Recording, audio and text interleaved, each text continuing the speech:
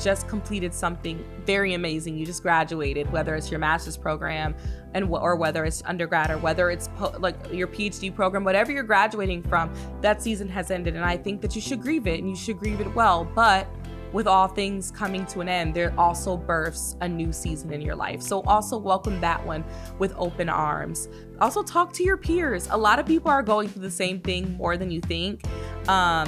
I think when I started opening up and being more transparent about where I was is where my friends was like, oh my gosh, like the friends that I thought had it all together, they're like, oh my gosh, I hate my job, or I'm actually leaving this job, or I don't know what I'm doing either. It seems like just because I have a job, it just seems like I have everything together. I don't. And so once you have those conversations, you realize how normal it is to feel that way. We're all going through this life stuff once. We're all experiencing life for the first time. And so I think just being more open and transparent to like what you're going through really does open a lot of opportunity for connection. Welcome everyone. Welcome to 2 Decades Deep podcast. My name is Taylor Howard and I am so glad that you're here. This is the season 2 finale, which is absolutely insane. I feel like I just started. Actually, I'm not gonna lie. I feel like the season has been long, but I just can't believe that we're here. I started this podcast in March of 2024, and it is now May of 2025. So thanks for rocking and rolling with me. Thanks for rocking and rolling with 2 Decades Deep, and we're just getting started. So I just wanted to say thank you before we got into the episode. And whether you're tuning in on Apple Podcasts, YouTube, or Spotify, I'm so glad that you're able to find a podcast platform that works for you. Today, we're specifically talking about what does postgraduate life look like once you graduate college. This is something that I experienced and it was very intense. And I think it's important to talk about. I think we talk about actually graduating and then we talk about the new early careers life, but we never talk about the in-between. And so I'm just here to share very raw and authentic about how I navigated my post-grad life. So I was a 2020 grad, so I was a COVID grad. I went to the University of Illinois at Urbana-Champaign, ILL, till I die. And I remember March of 2020, I was completing my degree. I had a couple months left, and we all know, I don't have to explain what happened with COVID. Everything stopped.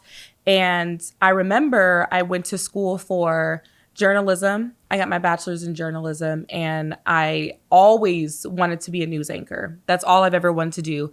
I always knew what I wanted to study. So it was a no-brainer for me that after I graduated, I was going to be a news anchor. However, my senior year, I realized how much I hated journalism.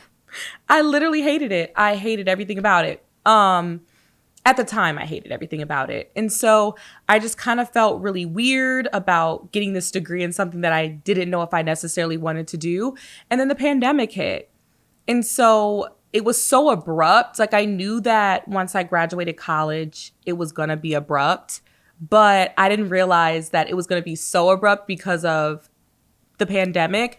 And so after I graduated, I decided to get my master's in journalism. It's like, girl, what? Didn't you hate it? But I decided to get my master's in journalism because I was like, okay, let's give this one more go around to see if I just didn't like news anchoring, broadcast journalism, or if I wanted to leave the field altogether. So I got my master's at the same university, and I got my master's in journalism, and I specialize in video production. And I actually realized there that I do like journalism, but I like long form journalism. And so I did my master's project on Black hair. I did a documentary on Black hair. And I loved it. I loved laboring with the story. It was still the pandemic, but I was on campus and I still loved it. I still love being on campus. And I think my master's program, because I went right into it, I still kind of felt like I had that college experience. I still was with a lot of my friends. A lot of my friends did the master's program. I was still college adjacent. I lived like right on the outskirts of U of I. So that whole post-grad depression that people call, I didn't experience that going into my master's program. But once my master's program ended in May of 2021, I feel like my world was rocked. Like I said earlier, I knew I wanted to be in journalism. I wanted to do more long-form journalism, but by the time I graduated, I still didn't have a job. A lot of my friends had a job, and I started to feel like I was super behind. And so, with that being said, I just want to walk through a couple things that I experienced when I graduated and that a lot of people experience when they graduate. And hopefully this episode, this is not to tell you what to do. This is not to tell you how to do post-grad life the right way. Everyone's different. Everyone has different experiences, but I want to share what worked for me, and maybe hopefully you can hear a couple tips on how you can feel seen in this moment. So the first part is the emotional roller coaster of graduating, right? Because you feel really proud of yourself. I was like, wow, I got my master's and a pandemic, and I went straight through. So I did 5 years, and I felt really proud of myself. But in the back of my head, I was like, well, I don't have a job. And I feel weirdly lost in the sense of all I knew was school. You know, we start school when we're like 5, and I was 23, 22 at the time. And that's all I knew. And so I felt really lost about what was next. Like I said, a lot of my friends secured jobs really easily. My boyfriend at the time, he got his master's a semester before me, and he had a job just like that. And it took me a little longer. And so I really felt lost in that moment. I also felt that I would be more ready for life at that point, right? Like I thought that once school was done, I recognized that I felt like I was done with school. I didn't want to be in school anymore, but I didn't necessarily feel like I was ready to be an adult yet. And so that mindset and all those emotions that come with that is really confusing. And I felt like a lot of people weren't talking about that because I felt, at least at the time, that everyone was further than me. Like everyone knew their next steps. So they were truly ready for life, right? And then also just grieving the chapter of, I'm not going to be in school anymore. I'm not going to be in Champaign anymore. I'm not going to see my friends every day. That was a really hard pill to swallow. And I just was not expecting it to be that difficult. And that kind of goes into my second point about this immense pressure to feel like you have to have everything figured out. I know everyone's like, you don't have to have it figured out. Like your journey's your journey. And while I do believe that, I also recognize there is a level of like, what's next? I mean, everyone asks you at your grad party, everyone asks you as you're almost about to graduate of like, what are you going to do with your life? And I had no idea. I told you that I did not necessarily want to leave journalism, but I didn't know what that would look like. I didn't know other forms of media at that time.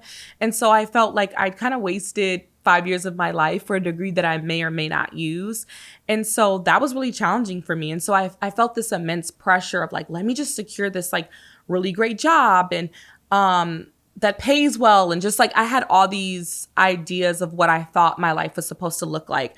And so when it didn't look like that, I felt like, okay, I'm just going to have to get a job, right? Like I have to start working. And so I didn't start in a career that was even in journalism when I started. And so that anxiety behind that even was extremely difficult. I moved back home. I moved back in with my parents.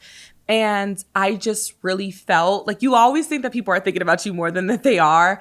And so I just felt like everyone was like, wow, like she was so whatever in high school and college, and now she's back at home. Like nobody was stunting me and stunting what I was doing. But I don't know. I just felt like everyone was. And then also just comparing myself. I talked about that a little bit before, comparing myself to other people and even people saying, you know, it was easier for me to get a job and this, that, and the third. And I don't know. I just was really getting into a really bad state of depression.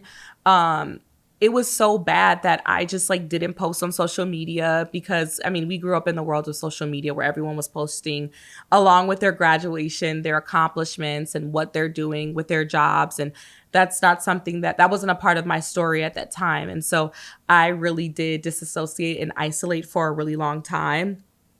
And I think there's just this myth that post-grad life looks one way. And it's supposed to be this like steady uphill climb. And it looks more like this. There's a lot of hills and valleys that's come with that. And depending on your major, right? Like I think some paths, like the STEM field may have like a slightly more linear way to get to your goals. But in journalism, you may or may not even get a job in media. So that was just something that I was wrestling with as well. I talked a lot about my mental health and the anxiety behind that, the pressure to get a job, but also I felt very burned out, right? I did 5 years in a row. And even if you didn't, if you were just in your not grad program, but in your undergrad, you feel this sense of like, oh my gosh, that was so hard. But you really can't stop because you have to worry about your future self. You have to worry about your future life. And so I balanced with a lot of burnout as well. And then going on with that, like having such a calculated schedule and knowing exactly what you're going to do at exactly what time, you have this class schedule, you have work, etc. Then to having no structure also threw me all the way off. And so I did get a part-time job once I graduated, and that kind of helped me get some level of consistency in my life, but I still felt like I was all over the place. And there were some days where I was like, dang, what did I even do today? Like, I don't know. It was really difficult for me to navigate. Eventually though, I did say like, okay, I eventually have to get a career job. And so I started to develop a good schedule that I'll talk about a little later. But I also, with my mental health, I lost a lot of access to like counseling and my U of I support. And I felt like my mental health was just really deteriorating at that point, but I didn't have that much access to counseling at that time. And so with all that being said, I had to make a decision about 4 or 5 months after I graduated. I was still in a slump. I had to make a decision on whether or not I was going to continue to be in this slump or I was going to turn my life around. And I decided, okay, let me come up with a plan. And I said that I will move to DC. I've explained this story so many freaking times. But I decided to move in with my family. I didn't have a job. I didn't really have a backup plan. I just knew that I was moving to DC and I was going to live with them while I figured it out. But in the interim, I knew I was moving in March of 2022. It was November of 2021. And I said, for these next months, I am going to DoorDash, stack up extra money so that'll help me when I move. I'm going to give this part-time job all I have because I really do believe, I'm a Christian, and there's a Bible verse that talks about stewarding with the little so God can bless you with the large. So I really did give it my all to my part-time job. I was applying for jobs for at least 3 to 4 hours a day after I got off. I was working out. I just really wanted to make sure I was putting my best foot forward when it was time for my season, when it was time for me to get a job, when it was time for me to move. I put myself in the best case scenario that I could be in. But I'm looking back at it, I'm really glad that I actually properly grieved that season, because it is a lot for you to go to school and then for it to just stop abruptly and you don't know what's next. And so I'm glad I grieved that season, but all seasons need to come to an end. And so I started to put things in full throttle. I also really started to redefine what success actually meant outside of my grades, outside of my degrees, because when you are in college and you're getting these exec board positions and when you're climbing the ladder in these organizations, all those things are great and all these things are part of your journey. But once you graduate, you kind of feel like, what was all that for? Or I'm not leading with what I did in college. And so I had like a very big identity crisis. And so with that, I had to have a hard conversation with myself and realize like those are things that are stepping stones. They're not the end all be all. And I looked at success. I began to look at success as like, I want to be a good person. I want to be a person that works hard. I want to be a good person that loves my family well. I want to be a healthy person. And I felt like once I started to shift to inner things versus exterior things, I really started to notice that my confidence came back up. And that's something I still struggle with today, right? Like I still feel like sometimes I'm not where I want to be, or I didn't accomplish this, or I didn't accomplish that. But I go back to how I felt in 2021. It's like, no, my inner man, who I want to be inside, really matters more. I also felt like in my post-grad life, I'm still technically in my post-grad life, but when I first started, I was really struggling with what I wanted my career path to look like. And I ended up getting a job. I literally stumbled upon a job in marketing. My ex-boyfriend's cousin actually was interviewed by the company I now work for, and she put me in contact with some people that work there. I did an informational interview. I was just like, hey, I don't have a job. I'm very interested in this company. I love what you all stand for. I love the storytelling aspect and element of this company. I would love to be put in contact with the hiring manager. The woman did, shout out to Anna, and she put me in touch with the CEO. And then shortly after, I was able to start. And so through all of that grinding and applying for jobs for 4 hours and hitting people up in LinkedIn and never giving up on myself and just allowing myself to like sacrifice a lot of time for it. I'm really grateful that I really nourished it and that I really did work very hard in my post-grad life. I think people, like I said earlier, people just assume that it's a very linear process, that you're just going to get a job right after that. And then that time post-COVID, it was extremely difficult. It's extremely difficult in 2025 too. I feel like it's a very similar job market. And so I was kind of losing sight of what I ultimately wanted to do. And so when I stumbled upon this marketing firm and like I said earlier, I didn't know what I necessarily wanted to do yet. I know I wanted to stay in media, but I realized like, wow, there's other avenues to success. There's other avenues to the field that I want to be in. And that's another point that I want to mention. You never know where life is going to take you, and you should trust the reroute. I think that I would have never thought I would be in marketing and I would still be able to tell stories and interview people. I'm currently a content strategist at my job, and I interview employees and then I tell their stories visually, and I work with videographers and I go on site. And that's very similar to what I would have done as a multimedia journalist, but it looked completely different. And so just being open to whatever life throws your way and being open and saying yes, and just understanding that you never know why you have to go through certain things. Going back to that part-time job, right? I was like, what the heck? Like this job is not going to suit me. That job, working with governors and mayors and sending out all this correspondence and managing so many different projects, actually got me the role that I have right now. And so you never know why you have to go through the things that you go through, or you never know when you think something is like a low moment or it's not going to actually benefit you, it does the exact opposite. It does everything and some.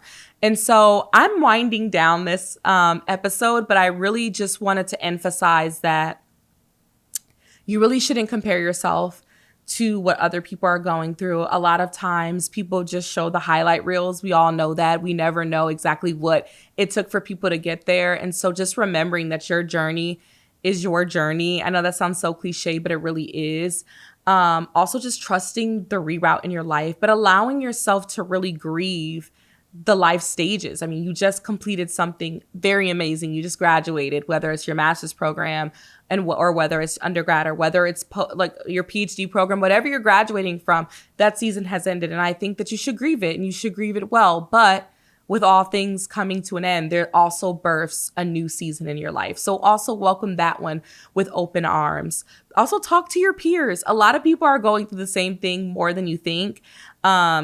I think when I started opening up and being more transparent about where I was is where my friends was like, oh my gosh, like the friends that I thought had it all together, they're like, oh my gosh, I hate my job, or I'm actually leaving this job, or I don't know what I'm doing either. It seems like just because I have a job, it just seems like I have everything together. I don't. And so once you have those conversations, you realize how normal it is to feel that way. We're all going through this life stuff once. We're all experiencing life for the first time. And so I think just being more open and transparent to like what you're going through really does open a lot of opportunity for connection. I found this journal entry. It was June of 2021. This is after I graduated. I said, I can't believe I'm done with school forever. It's hard to be excited and happy for myself because while I received my degree, I don't have a job. I don't have a plan. I don't have any money. I don't even have any solid next steps. God, I trust your plan, but this is really, really difficult. Everyone else seems that they are elevating around me and within my core group. I just thought things would be different.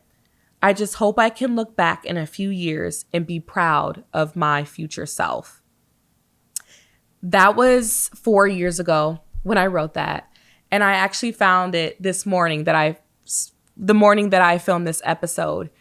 And to look at that journal entry and to see where I'm at now, I am so proud of myself. I can't say I've achieved everything that I thought I would achieve at 27 years old. I can't even say that the things that I thought I wanted in 2021 is what I have now. But I think that's the beauty in the process of life. There are things that from that lens, from my 22-year-old lens, that I thought I wanted and I thought I needed and I thought I desired is not what I want now. I thought that maybe I would be, I don't know. I really don't remember what I wanted to do at 22 completely. But I just think it's just beautiful to look back and know that while I don't have it all together, and I arguably never will, I am just so happy about where my life is headed. And I think I said this at the beginning of season 2, I wish I could tell you, and now I have my dream condo, and now I've elevated in this stage in my career, and now 2 Decades Deep just blew up and all these things. Now I have, I'm married and I can't say all that. There's still a lot of things that I'm waiting for and I'm looking forward to, and I'm wondering what'll happen to me. And I have to actively tell myself, like, don't compare yourself to the next person. You don't know what they're going through. That never stops. And so, but knowing that while I don't know the end story, I don't know what the next chapter holds, I serve a God who does, makes things all the more lighter. I can be excited about the present. I can be still and what I know and be excited about what's coming, and also be comfortable and okay with what I did in the past. It is a very freeing feeling that I am really glad that I'm at. And so with that, to the 2025 graduates or 2026 graduates that are coming up, just remember that the conference call that you have is for you, that your life is yours to live. Everyone has an opinion about what they think you're supposed to do with your life. You have an opinion of what you thought you were supposed to do with your life, but just really take it day by day. Celebrate yourself, be proud of yourself, and get to work when it makes the most sense for you. That is the conclusion of my TED Talk, my spiel for season 2. Thank you so much for riding with us. Thank you so much for tuning in. It's never, ever, ever too late, though, to catch up if you missed a couple episodes, even with season 1. And yeah, I just feel really happy that I can end giving hopefully a couple nuggets that you all can take with in your summer and going into your future endeavors. And as always, we are uncovering who we are one chapter at a time, and we're unfolding at our own pace. And we're exactly where we need to be. I almost had it. Take care, everyone, and I will see you in season 3.